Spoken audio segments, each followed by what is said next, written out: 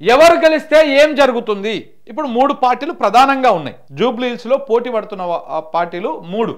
ఒకటి అధికారంలో ఉన్నటువంటి కాంగ్రెస్ పార్టీ, రెండవది ప్రతిపక్షంలో ఉన్నటువంటి బీఆర్ఎస్, మూడవది బీజేపీ. ఈ 3 పార్టీలు ప్రధానంగా బరిలో ఉన్నాయి. మొత్తం 58 మంది బరిలో ఉన్నప్పటికీ ఈ మూడింటి మధ్యలోనే పోటీ ఉంటుంది. ప్రధానంగా ఇంకా చెప్పాలంటే కాంగ్రెస్ బీఆర్ఎస్ మధ్య పోటీ ఉంటుంది. అక్కడ బీజేపీ ఎన్నో 2వ ప్లేస్ కోసం 3వ ప్లేస్ కోసం కొట్లాడాల్సి ఉంటుంది.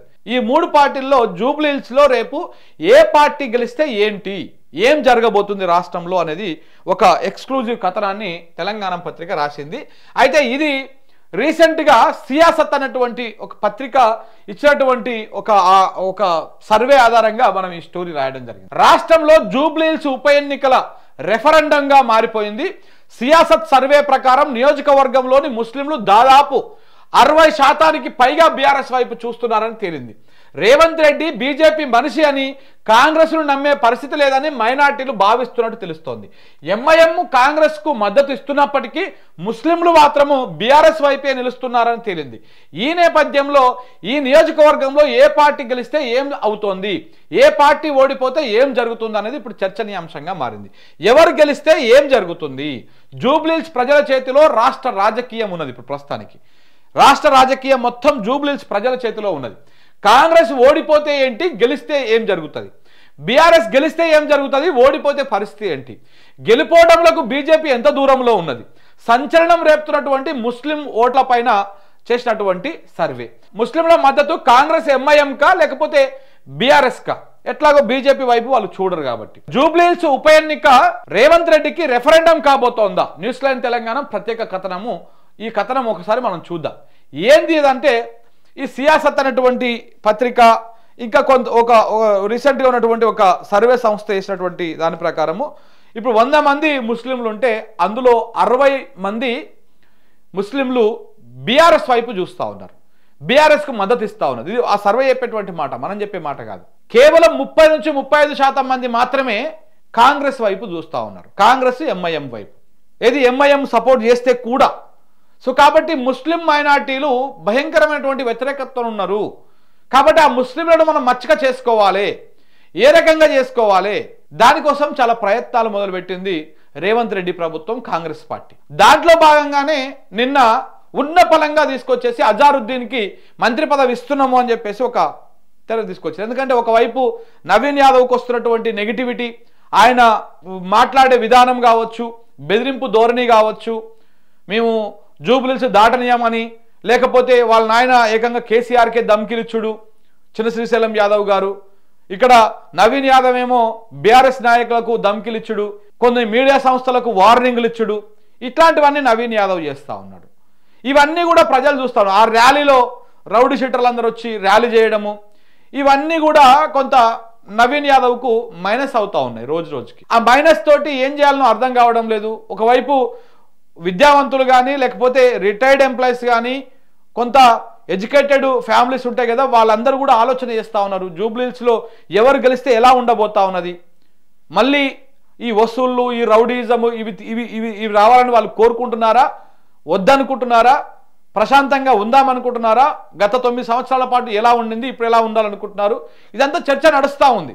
పలు సర్వేలు కూడా, సర్వే సంస్థలు కూడా ఈ కోణంలో కూడా సర్వేలు చేస్తూ ఉన్నాయి, ఎవరైతే బాగుంటుంది అని చెప్పేసి. సో ఈ నేపథ్యంలో వాస్తవానికి నవీన్ యాదవ్కు కాంగ్రెస్ పార్టీ మైనస్, కానీ ఇప్పుడు ఆయన వ్యవహారంతో కాంగ్రెస్ పార్టీకి ఉన్న మైనస్, ఇప్పుడు ఈయన వ్యవహారంతో ఆ మైనస్ ఈ మైనస్ ఇంకా కూడా ఎక్కువగా డ్యామేజ్ అయ్యేటువంటి అవకాశం కనపడతా ఉంది. చాలా స్పష్టంగా గ్రౌండ్ లెవెల్లో కనపడతా ఉంది. ఒక మహిళల లోపల ఒక ఫీలింగ్ వచ్చింది. ఒక భర్త చనిపోయినటువంటి ఒక మహిళ ఏడిస్తే ఈ కాంగ్రెస్ నాయకులు అవహేళన చేసి, ఆమె ఏడుపు మీద కూడా, ఆమె కన్నీళ్ల మీద కూడా రాజకీయం చేసి ఈ రకమైనటువంటి నీచ రాజకీయానికి పాల్పడుతున్నారా అనేటువంటి అభిప్రాయం కూడా జూబ్లీ హిల్స్ మహిళల లోపల వచ్చింది. ఆలోచన చేస్తూ ఉన్నారు. సో ఇవన్నిటి నేపథ్యంలో మైనార్టీల ఓట్లు కీలకంగా కాబోతా ఉన్నాయి. సో కాబట్టి మైనార్టీలను ఎట్లా మన వైపు తిప్పుకోవాలి, ఏ రకంగా ముస్లిం ఓట్లను మన వైపు తిప్పుకోవాలి, ఈ ప్రయత్నంలో భాగంగా ప్రయత్నం చేస్తా ఉన్నారు. అందుకే అజారుద్దీన్కి క్యాబినెట్ లోకి తీసుకోవడానికి ప్రయత్నం చేస్తున్నారు. అయితే జూబ్లీ హిల్స్ లో కాంగ్రెస్ పార్టీ గెలిస్తే ఏంటిది, కాంగ్రెస్ పార్టీ ఓడిపోతే ఏంటిది? ఇఫ్ కాంగ్రెస్ గెలిచింది అనుకో, ఇది జరుగుతుంది. జూబ్లీ హిల్స్ లో కాంగ్రెస్ పార్టీ గెలిస్తే, జూబ్లీ హిల్స్ ఉప ఎన్నికల్లో కాంగ్రెస్ పార్టీ గెలిస్తే ఆ క్రెడిట్ మొత్తం రేవంత్ రెడ్డి ఖాతాలో పడుతుంది. రాష్ట్రంలో కాంగ్రెస్ ప్రభుత్వంపై చాలా వ్యతిరేకత ఉన్నది. రైతులు, మహిళలు, నిరుద్యోగులు, వృద్ధులు ఇలా చెప్పుకుంటూ పోతే అన్ని వర్గాల ప్రజలు ఆగ్రహంతో ఉన్నారు. ఇంత వ్యతిరేకతలో కూడా కాంగ్రెస్ పార్టీ గెలిస్తే ఇప్పటి వరకు రేవంత్ రెడ్డి చేసింది కరెక్టే అనే సంకేతాలు వెళ్తాయి. ఆయన చరిస్మా వల్లనే గెలిచింది అని చెప్పుకుంటారు. మేనిఫెస్టోలో పెట్టిన హామీలు అమలు చేయకపోయినా ప్రజలు కాంగ్రెస్ వెంటే ఉన్నారన్న నమ్మకం కలుగుతోంది. మరొక వైపు కాంగ్రెస్ పార్టీ నుంచి ఇతర పార్టీలోకి తొంగి చూసేటువంటి వాళ్ళు కూడా ఆగిపోతారు.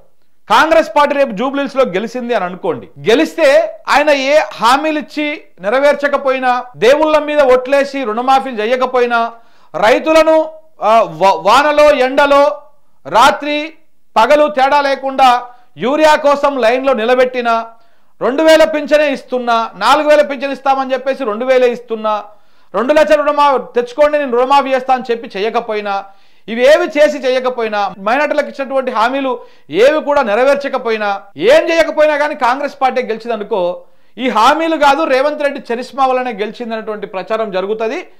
రేవంత్ రెడ్డి ఒకవేళ కాంగ్రెస్ పార్టీ ఇక్కడ గెలిస్తే ఇంకా ఉప ఎన్నికలు వచ్చేటువంటి అవకాశాలు కూడా కనపడతా ఉన్నాయి. ఇది కాంగ్రెస్ పార్టీ గెలిస్తే జరిగేటువంటి వ్యవహారం ఇది.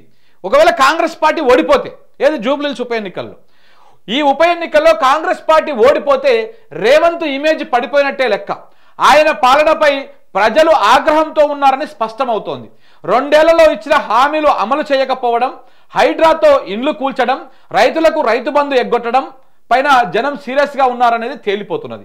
అంతేకాదు రేవంత్ పై వచ్చిన ఆరోపణలన్నీ ప్రజలు నమ్ముతున్నారనే అర్థం చేసుకోవాల్సి ఉంటుంది.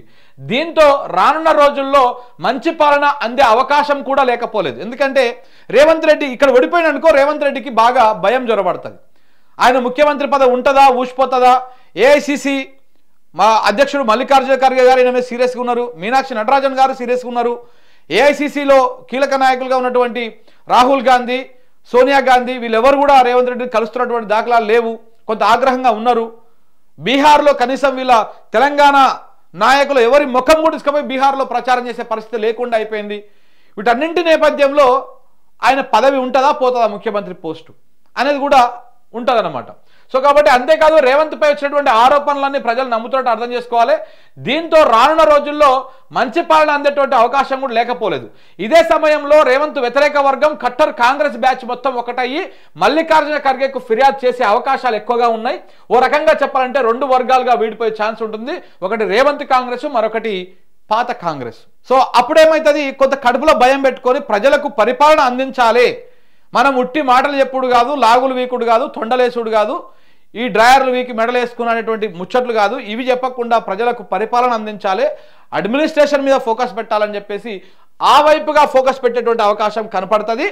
ఈ ఏవైతే హామీలు ఇచ్చారో 6 హామీలు, 6 గ్యారంటీలు, అందులో 13 హామీలు, అవిట్లో కనీసం ఒక 70-80% అమలు చేయడం కోసము కాంగ్రెస్ ప్రభుత్వం, రేవంత్ రెడ్డి ప్రభుత్వము అవకాశం ఉంటుంది. ఏది జూబ్లీహిల్స్లో కాంగ్రెస్ పార్టీ ఓడిపోతే. ఎందుకంటే ఆల్రెడీ వాత పెడుతున్నారు కాబట్టి అమ్మ ప్రజలు రేపు మళ్ళా 3 ఏళ్ల తర్వాత కళ్ళు మూసి తెరిచే లోపల 3 ఏళ్ళు వస్తాయి. 3 ఏళ్ల తర్వాత ఎన్నికలు వస్తే మనకు ఇబ్బంది అవుతుంది. కాబట్టి మనము ఇప్పుడు కొంత జాగ్రత్తగా కడుపులో భయం పెట్టుకొని పనిచేయాలి. రైతులను ఇబ్బంది పెట్టొద్దు, పింఛన్దారులను ఇబ్బంది పెట్టొద్దు, నిరుద్యోగులను ఇబ్బంది పెట్టొద్దు, వాళ్ళకు నోటిఫికేషన్లు వేయాలి అనేటువంటి ప్రయత్నంలో భాగంగా ఇవన్నీ జరిగేటువంటి అవకాశం కనపడుతుంది. సో కాబట్టి కాంగ్రెస్ గెలిస్తే ఇది, కాంగ్రెస్ ఓడిపోతే ఇది. కాంగ్రెస్ గెలిస్తే మొత్తం ఇక ఇంకా ఎక్కువ రెచ్చిపోతారు. ఏ హామీలు ఇవ్వకపోయినా ఏం చేయకపోయినా మనకే ఓటేసారు కాబట్టి ఈ ఇస్తున్నాయి కూడా బంద్ పెట్టినా పెద్ద ఫరక్ పడదు అని చెప్పేసి ఇవన్నీ బంద్ పెట్టేసి అది అవుతుంది. ఇంకొకటి మీరు చూడండి, హైడ్రా మొత్తం ఆగిపోయింది ఎక్కడికక్కడ. జూబ్లీహిల్స్ ఎన్నికల నేపథ్యంలో రంగనాథ్ లాంగ్ లీవ్ తీసుకొని వెళ్ళిపోయినట్టుంది నాకు తెలిసి. ఏడన్నా కనపడుతుంది హైడ్రా కూల్చివేతలు? ఎక్కడన్నా ఇంకొక 15 రోజుల దాకా హైడ్రా కూల్చివేతలు జరగవు. చూడండి మీరు, ఎక్కడ కూడా జరగవు. ఎందుకు జరగవు? జూబ్లీహిల్స్ ఎన్నికలు ఉన్నాయి కాబట్టి. ఏడన్నా ఇల్లు కూలగొట్టిరు అంటే కథమే. జూబ్లీహిల్స్లో బ్యాలెట్ దగ్గర రిజల్ట్ కనపడుతుంది, ఆడ ఓటేసే కాడ రిజల్ట్ కనపడుతుంది, ఈవీఎం దగ్గర, డబ్బా దగ్గర. సో కాబట్టి బాబు రంగనాథు నీకు దండం పెడతా, దయచేసి నువ్వు ఈ 10 రోజుల దాకా ఎక్కడ కనపడకు, నీ బుల్డోజర్లను పట్టుకొని ఏ ఇంటి మీదకి ఓకు. ఇది రేవంత్ రెడ్డి రంగనాథ్కు చెప్పింది. అందుకే రంగనాథ్ ఎక్కడ కూడా దాదాపు ఒక 15 రోజులు అవుతుంది కూలగొట్టుడు కార్యక్రమం బంద్ పెట్టిండు. మళ్ళీ ఎన్నికలు అయిపోయినాక మళ్ళీ కూలగొడతాడు. కానీ నవంబర్ 11 తారీఖు దాకా ఏడ కూలగొట్టాడు, ఒక్క ఇల్లు కూడా కూలగొట్టాడు. అది నడి షెర్ల ఉండని, మొత్తం మూసి నదులనే ఉండని, దాన్ని ముట్టుకొని కూడా ముట్టుకోడు ఈ 15 రోజులు. తర్వాత మళ్ళీ కూలగొడతాడు. ఎన్నికలు అయిపోయాక ఓడిపోతేనేమో కోపంతో కూలగొడతాడు, గెలిస్తేనేమో సంతోషంతో కూలగొడతాడు. ఇది కాంగ్రెస్ పార్టీ వ్యవహారం. ఇక బీఆర్ఎస్ గెలిస్తే ఏమవుతుంది? బీఆర్ఎస్ గెలిస్తే కాంగ్రెస్ పైన 2 ఏళ్లలో ప్రజల్లో తీవ్ర వ్యతిరేకత వచ్చినట్లే లెక్క. రేవంత్ పాలనలో ప్రజలు సంతోషంగా లేరని కూడా అర్థం చేసుకోవచ్చు. అందుకే ప్రజలంతా బీఆర్ఎస్ పార్టీని కోరుకుంటున్నారనేది దీనికి ఎగ్జాంపుల్గా చూడవచ్చు. ఈ గెలుపుతో ఇప్పటి వరకు నిరాశలో ఉన్నటువంటి కేడర్లో ఫుల్ జోష్ వస్తున్నది. రాబోయే ఎన్నిక ఏదైనా బీఆర్ఎస్ దే గెలుపు అనే ధీమా ఉంటుంది. అదే జోష్లో రానున్న ఎన్నికలకు సిద్ధమవుతారు. మరోవైపు కాంగ్రెస్ పార్టీ నుంచి జంపింగ్లకు కూడా సిద్ధంగా ఉన్న వాళ్ళు కారెక్కే ఛాన్స్ కూడా ఉంటుంది. రానున్న జిహెచ్ఎంసీ ఎన్నికలు కానీ లోకల్ బాడీ ఎన్నికల్లో బీఆర్ఎస్ వైపు జనం మళ్ళేటువంటి అవకాశం కనపడతా ఉంది. మైనార్టీలు కూడా బీఆర్ఎస్ వైపు ఉన్నారనే అనుకోవాల్సి ఉంటుంది. బీఆర్ఎస్ గెలిస్తే కొంత ప్రభుత్వం మీద వ్యతిరేకత ఉన్నది అనేటువంటిది అవుతుంది. ఇక్కడ బీఆర్ఎస్ గెలిచి కాంగ్రెస్ ఓడిపోతే ఇక్కడ మనం చాలా క్లియర్గా చెప్పినాం, పరిపాలన మీద ఫోకస్ పెడతాడు రేవంత్ రెడ్డి. ఈ మంత్రులు వీళ్ళందరూ కూడా ఇప్పుడు వాటాల మీద ఫోకస్ పెట్టారు కదా, పరిపాలన మీద ఫోకస్ పెడతారు. అదే ఇది గెలిస్తే ఆటోమేటికల్ అంటే ఇది ఓడిపోతుంటే ఇది గెలుస్తున్నట్టు. సో కాంగ్రెస్ ఓడిపోయినా బీఆర్ఎస్ గెలిచినా ఒకటే రిజల్ట్ ఉంటుంది అన్నమాట. సో కాబట్టి వీళ్ళు బీఆర్ఎస్ గెలిస్తే కొంత ఆ పార్టీలో క్యాడరులో జోష్ పెరుగుతుంది, భవిష్యత్తు వాళ్ళ ముందు కొంత పాజిటివ్గా కనబడుతుంది. ఇక బీఆర్ఎస్ పార్టీ ఓడిపోతే ఆ పార్టీకి వచ్చే నష్టం పెద్దగా ఏమి ఉండదు ఉన్న పలంగా. ఎందుకంటే ఒక సీటు కోల్పోతే ఇప్పుడు ఆడ అయ్యేది ఏమి ఉండదు. కానీ ఎందుకంటే ఇప్పటికే ఆ పార్టీ ప్రతిపక్షంలో ఉంది, అసెంబ్లీ ఎన్నికలకు మరో 3 ఏళ్ల సమయం కూడా ఉన్నది. ఒక సీటు పోయినా ప్రతిపక్ష హోదా పోయే అవకాశం కూడా లేదు. కాబట్టి పార్టీ పరంగా ఇబ్బంది ఏమి ఉండకపోవచ్చు. కాకపోతే ఓడిపోతే మాత్రం క్యాడర్ కొంత అప్సెట్ అవుతుంది, కొంత ఉత్సాహం నీరుగారిపోతారు. 2 ఏళ్లుగా కాంగ్రెస్ చేస్తున్న మోసాలను ప్రజలకు వివరించినా కళ్ళకట్టట్టు చూపించినా కాంగ్రెస్ను గెలిపిస్తే పార్టీ పరంగా కొంత లోపం ఉన్నట్టే లెక్క. దాన్ని సరిచేసుకొని ముందుకెళ్లాల్సినటువంటి పరిస్థితి బీఆర్ఎస్ పార్టీకి వస్తుంది. ఒకవేళ బీఆర్ఎస్ పార్టీ జూబ్లీస్లో ఓడిపోతే వాళ్ళ పార్టీని సంస్థాగతంగా బలోపేతం చేసుకునే దాని మీద ఫోకస్ పెట్టాల్సి ఉంటుంది. సరే, ప్రజా సమస్యల కోసం ప్రజాక్షేత్రంలో కొట్లాటలో బీఆర్ఎస్ ముందుకు పోతుంది బానే. కానీ పార్టీ పరంగా ఇప్పటికీ పార్టీలో ఈ వింగులు కానీ ఇట్లాంటివి ఏవి కూడా లేవు. సో అవన్నీ పార్టీని సంస్థాగతంగా నిర్మాణం చేసుకొని ప్రజా పోరాటంలోకి పోవాలి అనేటువంటి అభిప్రాయం వస్తుంది. అది ఇంకా బలపడేటువంటి అవకాశం కనపడుతుంది. కాకపోతే ఉన్న బలంగా ఏమీ పెద్ద నష్టం ఉండకపోవచ్చు. కాంగ్రెస్ పార్టీ ఇప్పుడు గెలిచిందనుకో, బీఆర్ఎస్ ఓడిపోయిందనుకో, కాంగ్రెస్ పార్టీకి పెద్దగా వచ్చేది ఏం లేదు. 65 ఉన్నది 66 అవుతుంది. బీఆర్ఎస్కు ఉన్నటువంటి ఎమ్మెల్యేలలో ఒక ఎమ్మెల్యే తగ్గుతుంది. ఒకవేళ అదే బీఆర్ఎస్ గెలిస్తే బీఆర్ఎస్ సిట్టింగ్ స్థానమే కాబట్టి అది కాంగ్రెస్ కొంత భయం వచ్చి పరిపాలన మీద ఫోకస్ పెడుతుంది. ఇది జరుగుతున్నటువంటి వ్యవహారం. ఇక బీజేపీ జూబ్లీహిల్స్లో గెలిస్తే ఓ మిరాకిల్ గానే చెప్పుకోవాల్సి ఉంటుంది. నిజంగానే ఇది మిరాకిల్ అవుతుంది ఒకవేళ బీజేపీ గెలవడం అనేది. ఎందుకంటే 15 నుంచి 20 వేల ఓట్లు తప్ప పెద్దగా రాలే ఆడ. ఒకవేళ బీజేపీ ఇక్కడ గెలిస్తే అది మిరాకిలే. ఇక భవిష్యత్తు తెలంగాణలో భవిష్యత్తు బీజేపీకి ఉంది అని చెప్పేసి మనం చెప్పుకోవాల్సి ఉంటుంది. అక్కడ అంతగా కేటర్ లేకుండా గెలిచిందనే ఆ క్రెడిట్ కేంద్ర మంత్రి కిషన్ రెడ్డికి దక్కుతుంది. ఓడిపోయినా ఆ బాధ్యత ఆయనదని చెప్పుకోవాలి. ఈ స్థానంలో రాష్ట్రంలో ప్రజలను మరో ఆల్టర్నేట్ పార్టీగా చూస్తున్నారని అర్థం చేసుకోవాల్సి ఉంటుంది. బీజేపీ హిందుత్వ ఎజెండాగానే ముందుకెళ్తుంది. సో ఇక్కడ గెలిస్తే ప్రతి చోట హిందుత్వం పేరుతో ఎన్నికలకు వెళ్లే అవకాశం మరింత బలంగా ఉంటుంది. సో కాబట్టి అక్కడ బీజేపీ గెలిచే ఛాన్సెస్ లేవు. గెలిస్తే మాత్రం మిరాకిల్ అది కంప్లీట్గా కిషన్ రెడ్డి క్రెడిట్ అవుతుంది. ఓడిపోయినా కానీ ఆయన ఖాతాలోనే పడుతుంది. ఇక బీజేపీ ఓడిపోతే జూబ్లీహిల్స్లో బీజేపీ ఓడిపోతే పెద్దగా ఫరక్ పడదు. ఓడిపోయినా ఏ స్థానంలో ఉందనేది మాత్రమే చూసుకుంటుంది. ఎన్నికల్లో 3వ స్థానంలో బీజేపీ ఉంటే ఇక ఎప్పటిలాగానే పడిపోయి ఉందనే లెక్క. ఒకవేళ సెకండ్ ప్లేస్లో ఉంటే ఈ నియోజకవర్గంలోనూ బీజేపీ పుంజుకున్నట్టే అర్థం చేసుకోవాల్సి ఉంటుంది. ఇదే జోష్లో బీజేపీ ముందుకెళ్లేటువంటి అవకాశం కనపడుతుంది. వీళ్ళు ఓడిపోతే మనం 2వ ప్లేస్లో ఓడిపోయినామా, 3వ ప్లేస్కు ఓడిపోయినామా, డిపాజిట్ వచ్చిందా రాలేదా, ఇది చూసుకోవాల్సి ఉంటుంది. ఇది చూసుకొని బీజేపీ ఓటమిని అంచనా వేసుకొని ముందుకు పోవాల్సి ఉంటుంది. ఇది కథ అనమాట. ఎందుకు ఇది అన్నిటికీ దేనికోసం ఇదంతా కూడా ఇక్కడ ముస్లిం ఓట్లు ఎక్కువగా 60% కంటే పైన బీఆర్ఎస్ వైపు ఉన్నాయి అని ఒక సర్వే తేల్చడంతో దాంట్లో భాగంగా ఈ వ్యవహారం అవుతుంది. అందుకే హడావుడిగా ఇప్పుడు ఉన్న పలంగా అజారుద్దీన్ని మంత్రివర్గంలోకి తీసుకోవాలి. ఇది జరుగుతున్నటువంటి వ్యవహారం. ఎందుకు తీసుకోవాలి? ముస్లిం ఓట్ల కోసం.